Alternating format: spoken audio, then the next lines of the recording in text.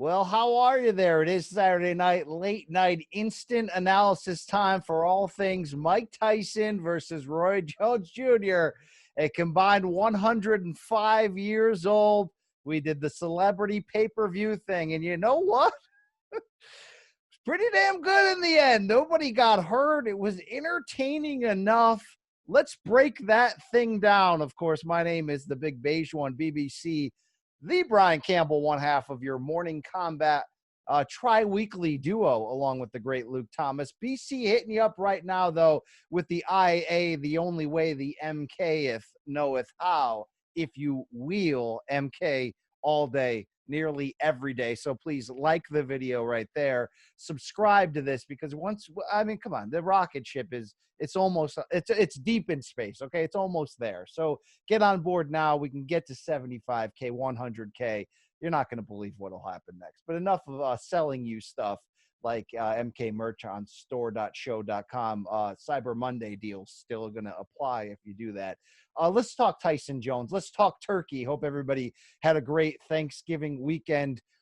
There were so many ways straight up that this fight, this promotion, this pay-per-view, this everything could have been an absolute shit show. It could have been a waste of your time, a waste of your money, and even worse, and let's not overlook this because it was a giant narrative coming in, thanks to the the nervous hand-holding by the California State Athletic Commission. This could have ended horribly bad health-wise for both fighters. In the end, we had a real fun night out at the office, okay? And I want to hit up a couple categories here, from the fight itself to the broadcast itself. Let's get a couple things out of the way up front. It's one of the worst promoted fights. Kevin Ioli put the tweet out there from Yahoo, and he was right. In the history of this sport, okay? All these last-minute changes and add-ons, poorly written press releases, inconsistent attempts at getting interviews for big, platforms like this to promote this fight and report on it correctly. It was just a real crap show, and you mix that with the uncertainty from the California State Athletic Commission, the attempts at this being just a sparring match, just entertainment, and yet the fighters, the promoters being like, nah, there's going to be the real thing. We're going to bang. And there was a lot of reasons why this could have gone wrong, for as shitty as the promotion was. This broadcast was fun as heck. Shout out to Triller. Shout out to what the promoters locally did with the Staples Center in LA with no fans, yet turned it into this fun soundstage entertainment backdrop thing. And they put together a fun broadcast with a random ass announcing crew that could have gone horribly. Mauro Ranallo filling in for Al Bernstein at the last second. You had Israel Adesanya. You had Sugar Ray Leonard, who can be hit or miss in this spot. And then you had the real MVP, who was Snoop Dogg. And you had music performances. You had all these things, including an undercard filled with names of fighters that were not household names, even to boxing fans. Yet the action was great. The matchmaking delivered. The production was fantastic. And I'm not even a big, I'm certainly not a big live performance guy when it comes to fight sports. Different promotions in MMA and boxing, Rock Nation and boxing has tried it. It's never worked. I didn't particularly love, for my style of music, the artist choice for this one. Yet for how many times we've seen some crappy ass rapping performances of hip hop artists walking with fighters to the ring, this turned out to be the complete opposite of that. These were fun performances. Wiz Khalifa's firing up a fat joint. Snoop Dogg's got a blunt. I mean, it was like throwing all this shit against the wall. And look, the announce team wasn't perfect, but I really liked Adesanya in that role. I really enjoyed, the good and the bad at the same time. They threw everything against the wall, and it overachieved, and it was kind of really fun, to the point where I'm like, is Triller doing things that regular boxing promoters don't do anymore? I mean, look, I didn't know some of these guys in these undercard fights that they were well matched, and they went after it. Even in that Badu Jack one-sided fight, Blake McKernan was willing to go through hell to be in that fight. So let me give you that foundation. This pay-per-view, I don't know how it was that good, but it was. I hope it sold well. I hope everybody makes a lot of money. It got a lot of crossover interest, rightfully so, because the main hook in this at the end of the day was 54-year-old Mike Tyson, 15 years removed from a pro fight, was going to be back. And in some ways, in this weird 2020, it seemed like it was one of the more normal things that could happen in this wacky year. Yet when they came out after a fun undercard, with the entertainment that actually works somehow, and they touch gloves.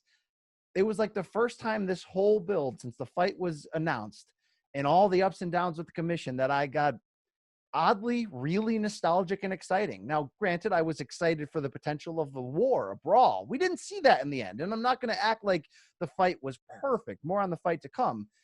But the surreal quality of seeing Mike Tyson at 54 in shape, going in there and fight, like it surprised me at how special that moment felt, how odd, how just weird in a good way. It was like a video game. It was like Rocky Balboa, the whole thing about him watching TV and seeing the simulated fight against Antonio Tarver's character, and what would it look like? Well, what would it look like if Roy Jones and Tyson actually fought? We actually to a degree got to see that. And again, it could have been really bad. They somehow walked that tightrope, stayed in the strike zone, and it turned out to be a fun night from all. So the MVPs here, somehow Triller, and again, as shitty as the PR and the marketing and the promotion was, fun ass show. Snoop Dogg is by far hilarious, your MVP. Not that we didn't already know this. UFC had effed around with him on commentary in the past for like an alternate commentary team with Faber, and but he was just off the charts hilarious. But the real MVP on this night in so many ways was Mike Tyson. And I am like I wasn't the biggest Mike Tyson fan, like he's my guy, going back to the 80s. But like anybody else who lived the Tyson era, he was just like you're protective of him because you lived it when he was bigger than Jordan, bigger than Bo Jackson, bigger than anybody in that late 80s stretch of the most popular athletes. So then you live the crash and the comeback post jail and the crash again. So, it's easy to become protective of Mike, but also at the same time, openly and very critical of the missteps he's had. To see him have a cathartic sort of full circle moment with this performance and this whole thing. And it may seem like whatever, but him wanting to donate the check to charity and him afterwards talking up humanitarian stuff, like you could see the humility and joy in his face. That felt good. Like, consider this, even though Tyson's had many comebacks since retiring in his personal life, turning it around, becoming a movie star to a degree, with the Hangovers and the one-man show and all that. What he left behind boxing wise was disappointing. Yes, he's a Hall of Famer. Yes, that first third of his career, no one can ever take from him. Yes, the second third of his career when he was just a record-breaking, massive post-jail pay-per-view star, no one can take that side of it away from him. But as we know, the second half was a shit show, from the bite fight to the many times he quit or fouled or didn't show up and all that.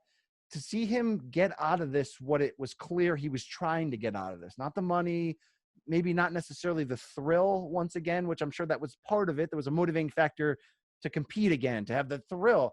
I think he wanted to do something right publicly associated with boxing. And, you can show up and be an ambassador, which he's become a great ambassador for this sport, whether he shows up for MMA or boxing, whatever. He's become that sort of like in Ali's death, the new sort of mascot for old boxing. But it's different when you can entertain the fans again and actually get back in there and walk that ridiculously narrow tightrope to be able to pull off what he did on this night. This was a win for Mike Tyson, a huge win in that regard. But if that means nothing to you, if you're not a diehard Mike, if you don't care about Mike, then I get that. Fight-wise, also a win for Mike. You didn't get your trademark Mike knockout or big moment there. The reason why you didn't, though, is because Roy at 51 is a capable opponent. I picked Roy to win. I thought what was going to happen was Roy was going to survive the storm. He'd been a pro up to 2 years ago. We know this. He'd gone 12-1 in his last 13, fighting bums, but come on, he's capable. I thought for sure Mike's going to come on, throw the big haymakers. The fight will get crappier as the rounds go on, and then when we get to round 6, 7, and 8, Roy's going to be all over him and tattoo him. I did not expect exactly what happened, which is the reason why Tyson was the betting favorite as the bigger puncher, that his power specifically to the body in a very smart game plan for this weird fight with 2-minute rounds and larger gloves and all that Mike was that this would work. I mean, he had Roy. Well, look, Roy wasn't in A1 shape, but he was, you could tell he got there, right? He was ready. The power of Mike Tyson completely affected Roy. It was a competitive fight to a degree, but Roy was in survival mode throughout. And you have to give Mike credit for that, for slowing him down to the body, hurting him to the body. And then because of that, mixing in when he was able to big power shots upstairs. Roy had to bite down and take some big shots. I thought he looked hurt 3 to 4 times, never where, he was about to go down, but one big punch away from it for sure. But the most important part was Mike landed enough power to slip Roy into defensive safety mode, constantly clinching him, constantly circling away, and never letting Roy go on the offensive. You could tell from Roy's posture early on, let me survive this storm, then the tide will turn in the second half. I'll be the fresher fighter, and I'll do Roy Jones things. There were no Roy Jones things, and that's the biggest shock of the fight, that Mike at 54, 15 years removed from a pro fight, 14 years removed from that ridiculous, stupid sparring pay-per-view with Corey Sanders, Mike was in phenomenal shape. And as they said on the broadcast, it's true. There's different kinds of really good shape. There's the really good shape that looks good in front of a camera, but that's different from we're going to go 8 rounds, even at 2-minute rounds. That's different from that. Mike wore Roy down to where Mike was the fresher fighter, and he finished strong. And maybe for people watching the post-fight interview who bought this pay-per-view for the hopes of just a 3-minute shit show of power punches, maybe that's not a consolation prize. But to see the joy in Mike's face to be like, people didn't think I can outbox him for 8 rounds. He outboxed him for 8 rounds. He had better stamina. He was landing the bigger shots to force Roy into a defensive posture. For as much as we can actually focus on the matchup, and it was hard to with everything else going on, both in the build to this and even during the show, it's a pretty good performance from Mike, given the limitations from both and given the fact that we knew at the end of the day, despite what Andy Foster was saying, they were going to go in there and throw big punches and try it. Roy never got to throw big punches because he was constantly circling. You got to give Mike credit. He never shot his load, so to speak. Okay. It's gross to say. It's a boxing term at the end of the day. He never did. He was the fresher guy. That was shocking. Okay. Now the decision on the other end it was brutal. Okay. WBC having 3 ex-fighters, Christy Martin, Chad Dawson, and Vinny Pazienza as ceremonial and official judges who were scoring from home, 10-9 system. I know there's a lot of weirdness and CSAC saying coming in, those scores aren't going to matter. Well, look, it's an exhibition, so the scores don't matter. But at the end of the day, it's an exhibition in which they're still trying to win and knock each other out. So there is a competitive aspect. And again, I'll echo credit to this fight for staying competitive. It was competitive. Look, they were sloppy. They were getting old as the fight went on. There was a lot of clinching. I'm not going to sit here and say this was a classic, a masterpiece. I'm not even going to sit here and say we need a rematch. I don't need a rematch, okay? But Tyson won that fight. So by what his eyes tell you. And when guys are going to compete at this level, you got to have a winner. So I was upset that the scoring wasn't even announced, in a real way. It was announced by Jim Gray afterwards. It was kind of a shit show in the ring. It was clear the California Commission didn't want it announced in the ring so it wouldn't look like it was official. But even in the grounds of unofficial, this draw was lame. And the reason why we had a split draw, there's a couple culprits here. One of the 2 judges, I don't remember if it was Christy Martin or Chad Dawson, scored it even, straight up. Okay. And then the problem was Vinny Paz. Now, Vinny Paz, he ends up, the former champion. You probably have seen the movie about his career. What was it? Live for this? Bleed for this? Fight for this? Miles Teller? I forgot. I haven't even seen it, but shout out to Peter Quillen for being in it. I believe he played Roger Mayweather.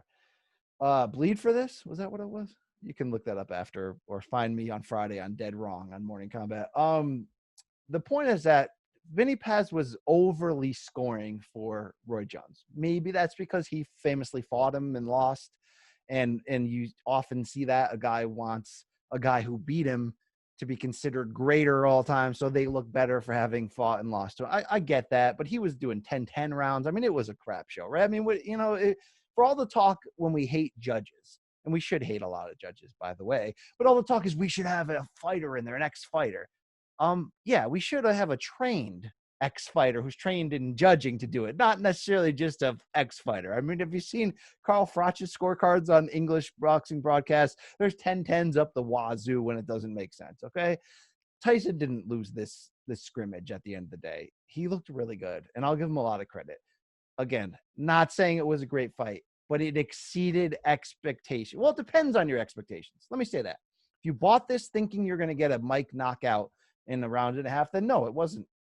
But so many of us in the media who live the 8-9 months of this crappy promotion were forced to lower our expectations so deathly low that anything above an absolute shit show was going to be a success. This went pretty decently above that. It was a competitive fight. You didn't know if Roy was going to last. You didn't know if Mike was going to gas. I thought Roy could get finished at certain points. Like I said, he one big punch away maybe in those moments.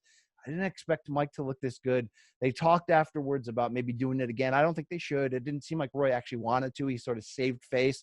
Roy was hurt, rightfully so. He got banged to the body. Mike had a really smart game plan. So the whole kind of next question is like, is there a market for this?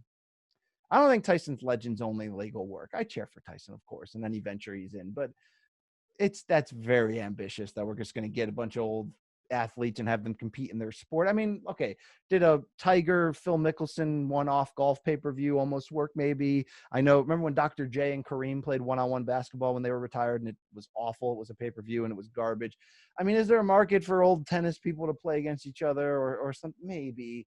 But let's look at what Bellator MMA did back in 5-6 years ago when this was their major calling card for ratings, and they got great ratings. They did hashtag old guy fights, right?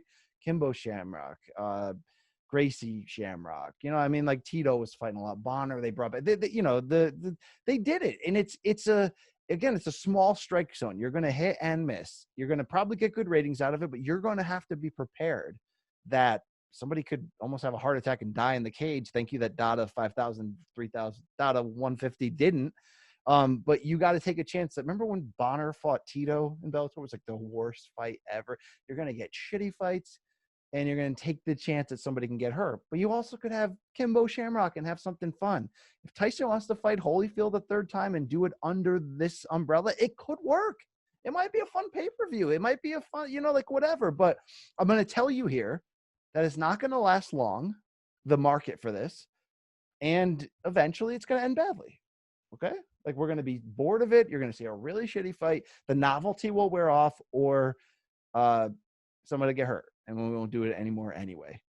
But did this fight perform well enough entertainment-wise to warrant at least trying it? Yes. And I've been saying a little bit tongue-in-cheek, but a little bit for real for years that I was going to start a hashtag old guy fights boxing promotion, because there's still something in us that wants to see our old heroes go back one more time and empty it. That's why Oscar De La Hoya at 47 talking about fighting again. Now he's misguided for saying I'm going to fight Triple G or fight whoever, but like, I'm a Oscar diehard at the end of the day. Not Oscar the man, although I've raised the glass with him and had some laughs. But Oscar the man will let you down. But Oscar the fighter, I love that guy. If he wants to fight Corte in a rematch, of course I'm there for it. I'd pay my own money to see that.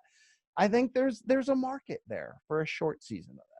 So shout out to these guys for doing it. Thank you that nobody got hurt. I think the California Commission was way too overboard in not realizing what this was at the end of the day. But I also think the fighters missed out when they complained about the 2-minute rounds. In the end, the 2-minute rounds were on the list. Who's the MVP on this night? Tyson, number 1. Snoop Dogg, number 2. Triller, oddly enough, number 3. Maybe the 2-minute rounds were the number 4 in the MVP voting on this night. 2-minute rounds is perfect for old guy fights. Larger gloves. Maybe not 16-ounce balloon gloves, but, the larger gloves is a better idea. I think there's a middle ground between the California Commission going overboard and the whole raw, cavalier nature of ex-fighters being like, I don't need any 2-minute rounds for women. They should make me a sandwich. There should be a middle ground. California went too far. These fights should not be real fights, and they should not be on the record. But we should have a winner. And we should realize that if you're going to put guys out there with gloves and no headgear and just go for it, somebody might get knocked out, and you got to go for the knockout, because that's what this sport is, right? You're not going to say, let's do a, NBA's, not NBA, the 3-ball thing, the 3-on-3. It's like senior NBA, right? It's not like, they don't go, well, we can't dunk because it's not fair to all the guys that can't. No, you just play basketball. There's no, I know it's a modified rules. It's a half-court thing. There's a 4-point shot, but it's still basketball. Let's let this be fights at the end of the day, okay? So California went overboard. But the middle ground is some of these rules. And I know Vitor Belfort's been trying to get a MMA Legends League for years. And is it smart? No, it's not smart to have old guys fight. But fighters are risk takers. They'll always be. If there's a modified way you can do it, and if a lot of these fights can somehow end up in the first time somebody's in trouble, you wave it off, a cut or a knockdown. Like, I don't think we're going to be upset about that. If Tyson goes out there and him and Holyfield just let the hands go, and whoever goes down first, you give them a short window to get up. But, if it looks like they're not there, end the fight. We're not going to be pissed at that. We're going to be like, oh, man, that was fun. Is there anybody? Could Tyson fight Tua? I mean, look, there's a small strike zone we can make this happen. I don't want people to get hurt. Let's find a middle ground on it if we are going to do it again. You need the right people, obviously, all that. But fun night at the fights. Violent ending for the for Jake Paul against Nate Robinson. It felt bad for Nate. I didn't realize how little he had actually trained for it until I was debating Brent Brookhouse of CBS Sports on who might win, and he's like, "Dude, I got Paul the way he actually boxes." Nate just put on the gloves for the first time. Nate's just throwing himself into oncoming traffic. He got sent to hell. Maybe it's payback because he didn't deserve at least 2 of those 3 slam dunk championships. I'm an old school slam dunk championship head, so I don't like how the manipulation of the rules over the years, including fan voting in the finals, have made some unpopular winners. But Nate went out on his shield. He got he got hammered. That was violent. So here's my final take, and it's on Jake Paul. I know he wants Conor and Dylan Dennis. There might be a market there. I know he weighs 190 though. Conor's like 155, so let's chill out on that. But there might be a middle ground there. The Pauls make you want to watch them get their ass kicked. I'm not going to defend them. They're whatever, right? But they respect the game. People don't want to hear that. They do. They respect the game. Look, celebrity boxing is gross historically. The Paul brothers kind of respect the game, right? Like Screech versus Willis from Different Strokes, like, Manute Bol against Refrigerator Perry. We've seen crappy celebrity boxing. The Paul brothers, whether they're fighting KSI or whatever, like they take it seriously. This wasn't. I mean, there's a lot of clinching in Paul Nate Robinson, just like there was a lot of clinching in Tyson Jones, because again, we're not talking about real in their prime professional guys. But I'm in on the Paul brothers fighting. I'm not in on necessarily on what DAZN was doing with like mixing it with real fights. I think it's a separate thing. That's what I would prefer, that it be a separate thing, that a whole card would include, whether it's old guys or YouTube guys, but it's a separate thing that could work. And the Paul guys, they take it serious. And, Jake Paul looked kind of good if you're looking at that as a celebrity fight and not a real fight. He's not going to go contend for a cruiserweight or light heavyweight title, okay? But if he wants to fight other celebrities who are capable, of course we're here for it. Okay, that's my take at the end of the day. A lot more to come on Monday's Morning Combat when Luke Thomas and myself, Brian Campbell, mix up all these takes, all right? We'll review Tyson Jones. We'll look back at UFC Fight Night. A lot of stuff to talk about. Joe Joyce, Daniel Dubois, a lot of good stuff to talk about. So all that and then some. Tall, pale, and handsome. It is your boy, BC. I hope you've checked out our Morning Combat documentary, The Return to the Studio. A lot of fun and games there.